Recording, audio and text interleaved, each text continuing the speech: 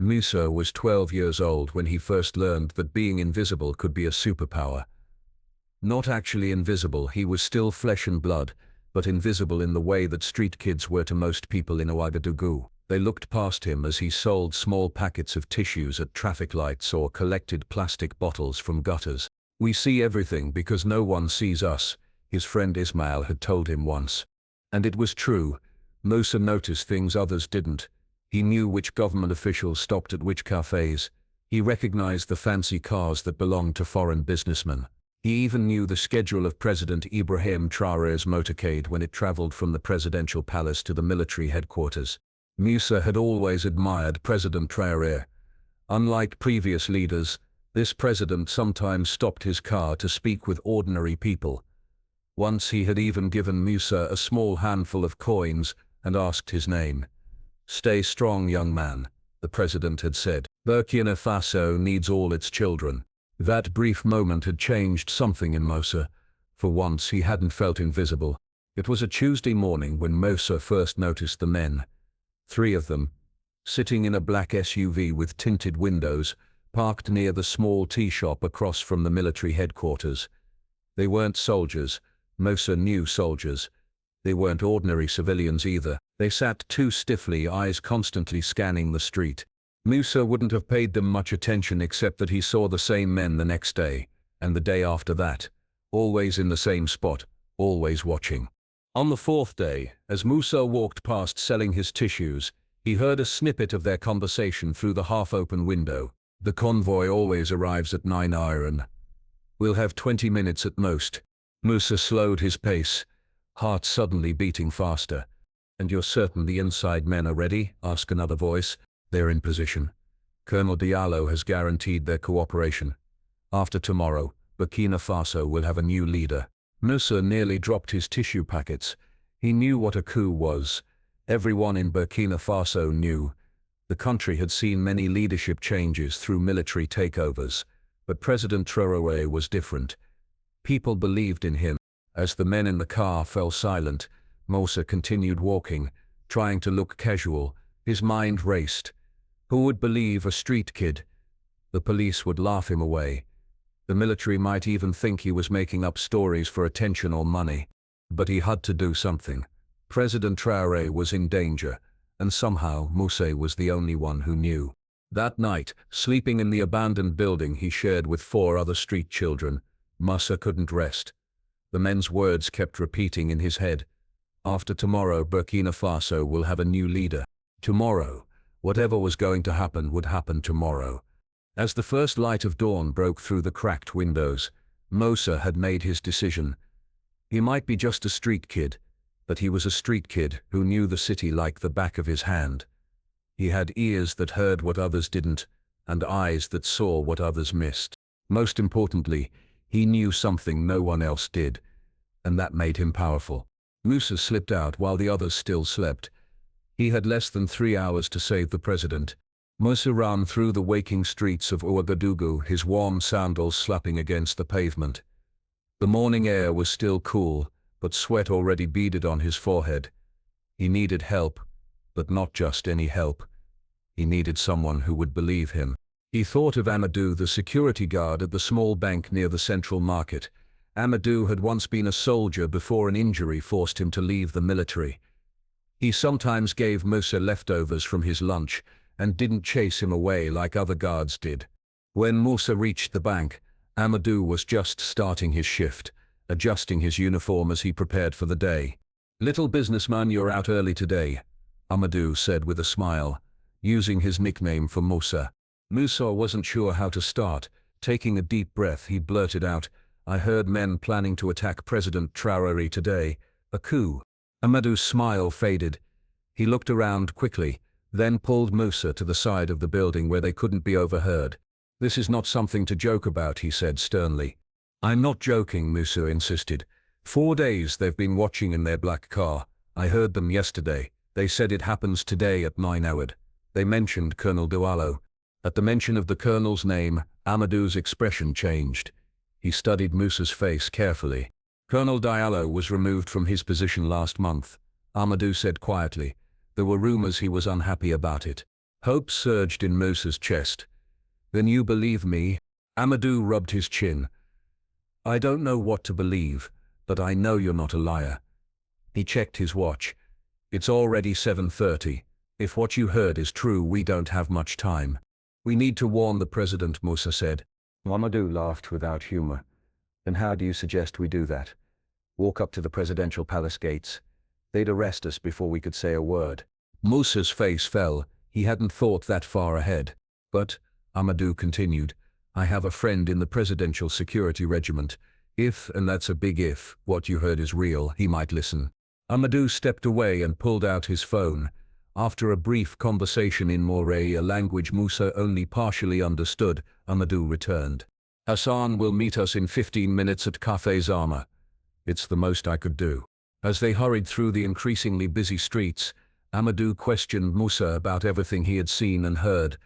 What did the men look like? What exact words did they use? Did they mention any other names or locations? By the time they reached the cafe, Musa had repeated his story 3 times. His throat was dry, and doubt was beginning to creep in. What if he had misunderstood? What if it was nothing? Hassan was already waiting when they arrived. He didn't wear a uniform, just ordinary clothes, but Musa could tell he was military from his rigid posture and alert eyes. After brief introductions, Hassan listened to Musa's story without interruption, his face revealing nothing. When Musa finished, Hassan remained silent for several long moments. "There have been rumors," he finally said. "Nothing concrete, but enough that your story doesn't sound entirely far-fetched." "So you'll warn the president?" Musa asked eagerly. Hassan shook his head. "It's not that simple. I can't trigger high-level security protocols based on what a street child overheard. I need proof." Musa's heart sank. "But," Hassan continued, checking his watch, "we have just over an hour before the president's convoy leaves for headquarters. If we can find these men, get evidence of their plan, then maybe." "I can take you to where they park," Musa offered immediately. Hassan nodded. "We'll go together. If they're still there, I'll handle it. If not." He didn't finish the sentence. "And if Hassan finds nothing?" Amadou asked the question Musa was afraid to voice. Hassan met Musa's eyes. "Then we find another way to protect the president." The black SUV wasn't there. Musa stood at the spot across from military headquarters, where he had seen the men for the past 4 days, but the street was empty except for the usual morning traffic. "Are you sure this is the place?" Hassan asked, scanning the area with narrowed eyes. "Yes," Musa insisted.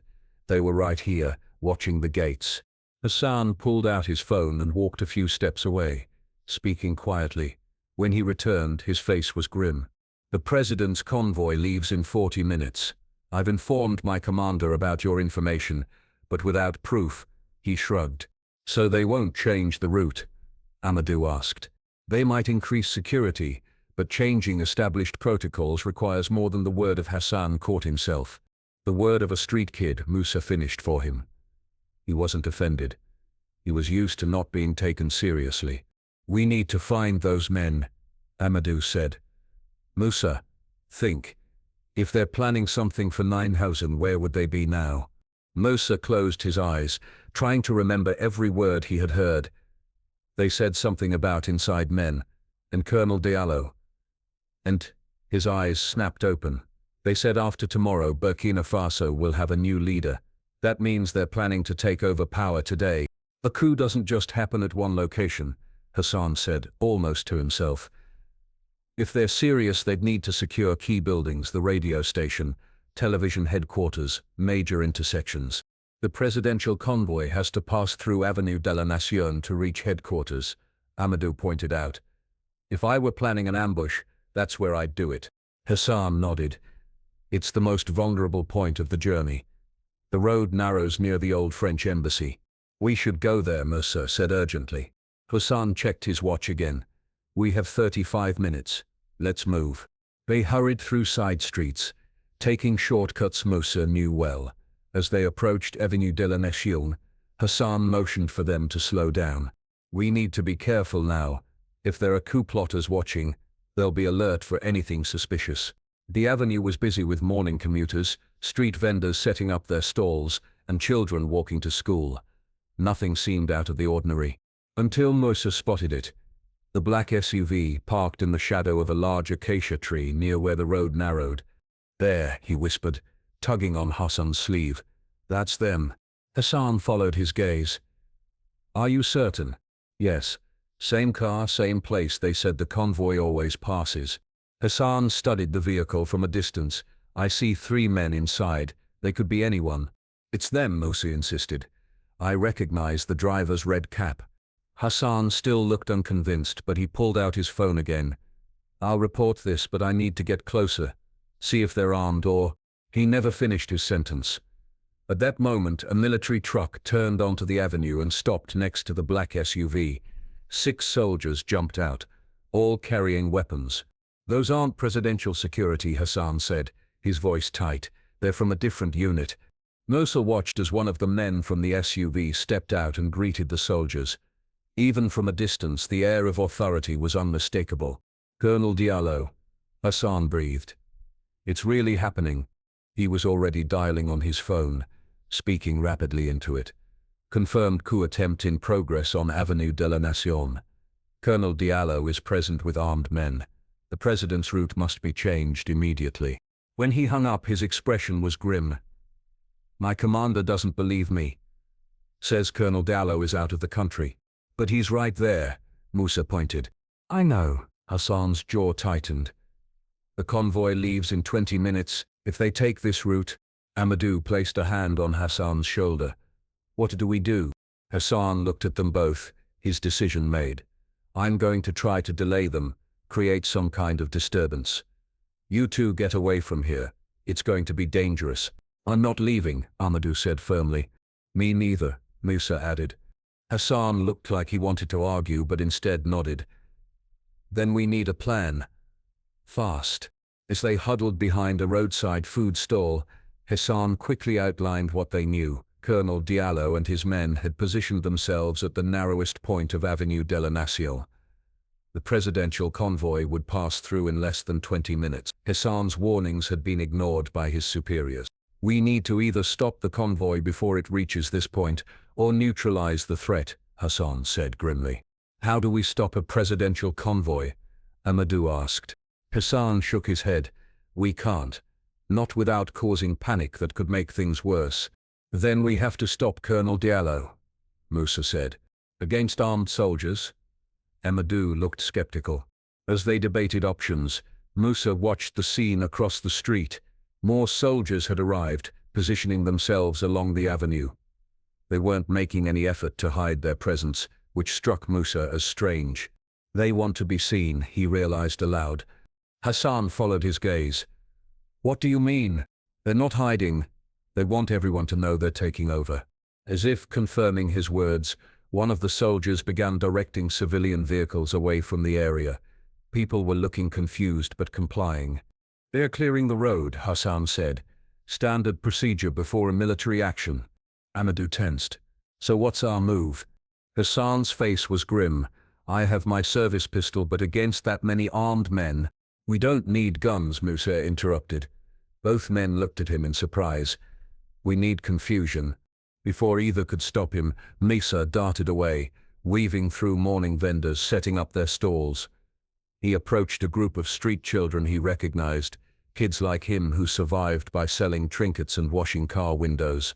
After a hurried conversation and the promise of sharing whatever reward might come their way, Musa returned to Hassan and Amadou with 6 other children, ranging in age from 8 to 14. "What is this?" Hassan demanded. "My army," Musa said with a confidence he didn't entirely feel. He quickly explained his plan. Hassan looked doubtful.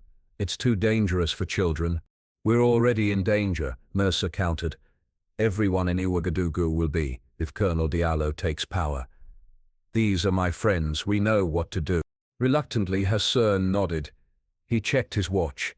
"The convoy will be here in 12 minutes. Whatever you're planning, do it fast." Musa gathered his friends in a tight circle, giving each specific instructions. They scattered immediately, taking different routes toward the area where Colonel Diallo and his men were stationed. "What did you tell them to do?" Amadou asked. "Watch," Musa replied. Within minutes, the first part of his plan unfolded.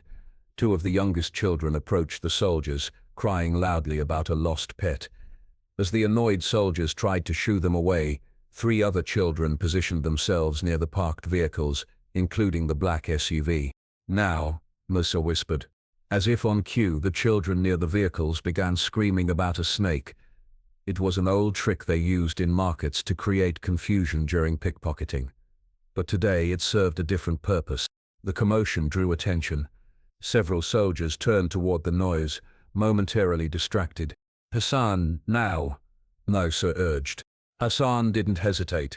Using the distraction, he sprinted across the road, staying low and using parked cars as cover.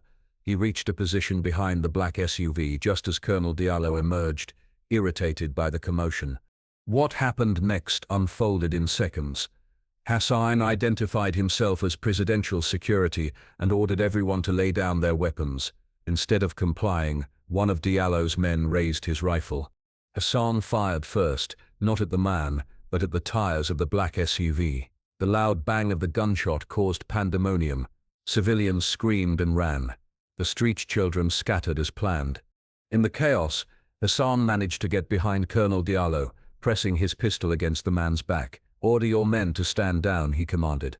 But Diallo's soldiers were already raising their weapons, creating a deadly standoff. That's when Musa made his move. While everyone's attention was focused on Hassan and Diallo, he and his friends executed the final part of his plan. They had positioned themselves at various points around the area, each with bottles filled with a mixture of water and the red dirt that was abundant in Ouagadougou. At Musa's signal, they hurled these bottles at the soldiers, creating splashes of red that in the tension of the moment looked remarkably like blood. The sudden attacks from multiple directions created exactly the confusion Musa had hoped for. The soldiers, uncertain where the threat was coming from, hesitated. That brief moment of hesitation was all Hassan needed. He used Colonel Diallo as a shield and backed toward the relative safety of a nearby building, shouting into his phone for backup. As Hassan retreated with Colonel Diallo, the confused soldiers were unsure whether to fire or hold position. Their hesitation bought precious time. Musa crawled through the chaos toward Amadou, who had taken cover behind an overturned fruit cart. The street had emptied of civilians, leaving only the coup plotters, Hassan and Musa's small band of street children, who were now hiding in various spots. "We need to warn the convoy," Musa gasped, reaching Amadou's side. "Even with Colonel Diallo captured, there are still armed men waiting to ambush the president." Amadou nodded grimly. "Hassan is outnumbered. His backup might not arrive in time." Musa checked the time on Amadou's watch. The presidential convoy would arrive in less than 5 minutes. "I know another way," Musa said suddenly. "A shortcut to where the convoy will pass before it reaches this point." "You'll never make it on foot," Amadou objected. Musa pointed to a motorbike leaning against a nearby wall. The owner had abandoned it in the panic. Amadou's eyes widened. "Can you even ride that thing?" "I've watched enough," Musa said with more confidence than he felt. "I just need you to create another distraction so I can get to it." Before Amadou could protest further, Musa slipped away, signaling to his friends who were still hidden around the area. They understood immediately, and soon objects began flying toward the soldiers from multiple directions: stones, sticks, and more dirt-filled bottles. In the renewed confusion, Musa sprinted to the motorbike. It took him 3 desperate attempts to kick-start it, but finally the engine roared to life. Without looking back, he sped away, weaving dangerously through side streets. His destination was clear in his mind, a point about half a kilometer back on the route the presidential convoy always took. If he could reach it in time, if he could somehow make them understand the danger. The motorbike was too powerful for his small frame, and twice he nearly crashed. But desperation kept him going. As he neared his destination, he could already hear the distant sirens of the approaching convoy. Musa skidded to a stop in the middle of the road and abandoned the bike. He stood directly in the path of the oncoming motorcade, waving his arms frantically. The lead security vehicle slowed, then stopped. Armed guards immediately poured out, weapons drawn. "Get out of the road, boy," one shouted. Musa didn't move. "Ambush ahead. Colonel Diallo, coup attempt." The guards exchanged glances. One approached Musa cautiously. "What are you talking about?" Armed men waiting on Avenue de la Nation. Moussa pointed in the direction he had come from. They're going to attack the president's car. Before the guard could respond, his radio crackled to life. Even from where he stood, Moussa could hear the urgent voice reporting gunfire on Avenue de la Nation. The guard's expression changed instantly. He grabbed Moussa and pulled him toward the convoy's command vehicle. "Tell them exactly what you told me," he ordered. Minutes later, the entire convoy had changed direction, taking an alternate route to the military headquarters. Moussa found himself squeezed between two security officers in one of the vehicles, repeating everything he knew about Colonel Diallo's plan. One of the officers was on the phone, coordinating with forces at the ambush site.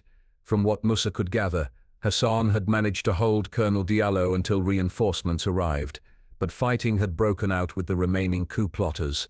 "The president is secure," the officer reported after hanging up. "We're taking him directly to a safe location." Only then did Moussa allow himself to breathe. The president was safe. His warning had worked. As the convoy sped through the city by its new route, Moussa caught a glimpse of President Traoré in one of the armored vehicles. The man looked calm despite the crisis, speaking firmly to his advisors. Moussa felt a surge of pride. The president he admired was still in charge, and somehow he had helped make that possible. 3 hours later, Moussa sat in an air-conditioned room at military headquarters, still trying to process everything that had happened. After arriving safely with the convoy, he'd been whisked away for questioning by stern-faced security officers who seemed to alternate between gratitude for his warning and suspicion about his involvement. They had given him water and a sandwich, but otherwise left him alone with his thoughts. He wondered about Amadou and Hassan, and his friends who had helped create the diversion. Were they safe? Had the coup been fully stopped? The door opened, and Hassan entered. His uniform was disheveled, and he had a bandage on his forearm, but he was smiling. "There he is," Hassan said warmly. "The boy who saved Burkina Faso." Moussa jumped up. "You're okay. What happened? Did they catch all the bad guys?" Hassan sat beside him. "Colonel Diallo and most of his conspirators are in custody. There was some fighting, but the coup attempt has failed." He placed a hand on Moussa's shoulder. "Thanks to you. And Amadou, my friends. All safe." Amadou is giving his statement in another room. "Your friends scattered before the fighting started, as smart street children should." Relief flooded through Moussa. Then uncertainty. "What happens now? To me, I mean." Hassan's expression softened. "That depends partly on you. But first, there's someone who wants to meet you." Before Moussa could ask who, the door opened again. 2 presidential security officers entered, scanning the room, followed by President Ibrahim Traoré himself. Moussa's mouth fell open. He had seen the president in motorcades and on television, had even received coins from him once, but he never expected to be in the same room with him. President Traoré was younger than most presidents, dressed in military fatigues rather than a suit. His expression was serious but not unkind as he approached. "So you are Moussa," he said, his voice quiet but commanding. The boy who heard what others didn't and acted when others wouldn't. Moussa tried to stand at attention the way he'd seen soldiers do, but his legs felt wobbly. "Yes, Mr. President, sir." President Traoré pulled up a chair across from him. "Tell me how you discovered the plot." Haltingly at first, then with growing confidence, Moussa recounted everything: the suspicious men in the black SUV, overhearing their plans, finding Amadou, meeting Hassan, and finally the desperate plan to create a diversion and warn the convoy. The president listened without interruption, his gaze never leaving Moussa's face. When Moussa finished, President Traoré was silent for a long moment. "You showed exceptional courage today," he finally said, "not just in warning us, but in taking action when adults around you hesitated." "I just did what seemed right," Moussa mumbled, suddenly shy. "The right action taken at the right moment can change history," the president said. "Today you changed the course of Burkina Faso's history." He leaned forward. "I'm told you live on the streets, no family." "My parents died 3 years ago, sir. I have an aunt in a village near Bobo Dioulasso, but she couldn't afford to keep me." The president nodded thoughtfully. "A child with your intelligence and courage deserves an education. A future." He turned to Hassan. "Make the arrangements. The boy will attend school, with all expenses covered by the state. Musa could hardly believe what he was hearing. School had always been a distant dream.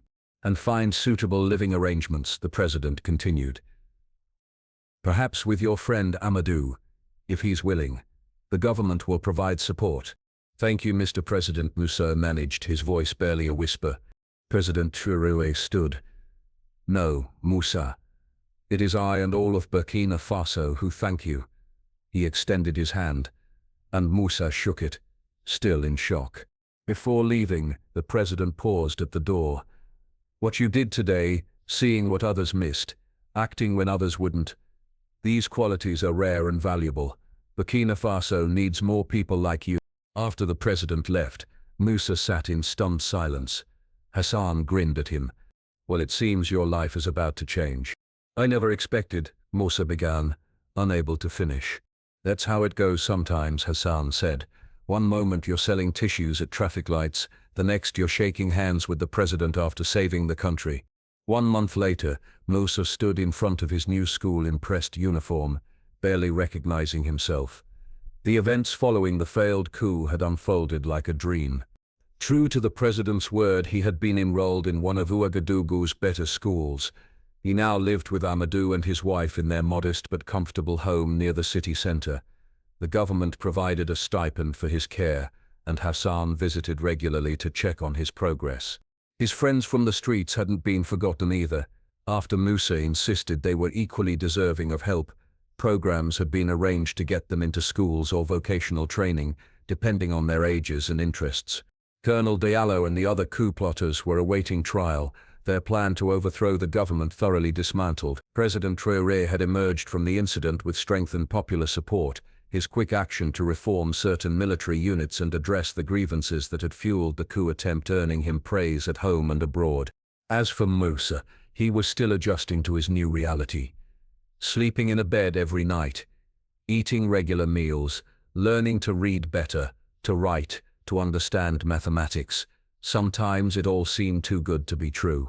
Ready for your big day? Amadou asked, straightening Musa's collar. Today was special.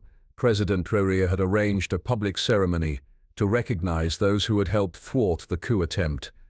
Musa, Hassan, Amadou, and even the street children who had created the crucial diversion would receive commendations.